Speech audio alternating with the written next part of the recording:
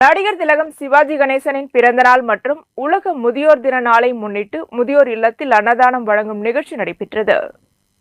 நடிகர் திலகம் சவாலியை சிங்க தமிழன் அமரர் சிவாஜி கணேசன் பிறந்த நாளில் புதுவை மாநிலத்தில் அகில இந்திய சிவாஜி மன்றத்தின் செயலாளரும் விக்ரம் பிரபு தலைமை நற்பணி மன்றத்தின் மாநில தலைவர் ஓம் சக்தி ரமேஷ் தலைமையில் நெல்லித்தோப்பில் அமைந்திருந்த அனுப் முதியோர் இல்லத்தில் உள்ள முதியோர்களுக்கு அன்னதானம் வழங்கப்பட்டது.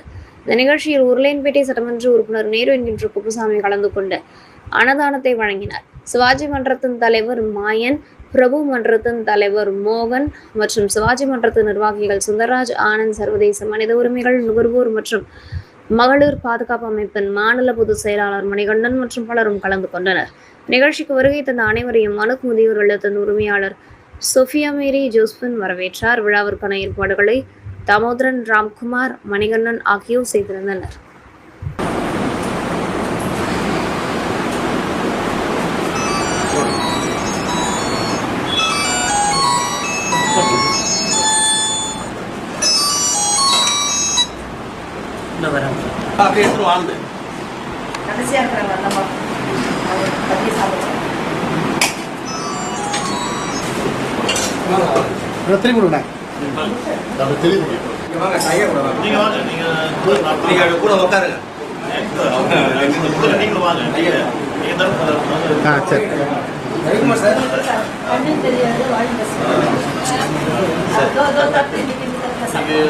புதுச்சேரி மாநில மக்கள் முன்னேற்ற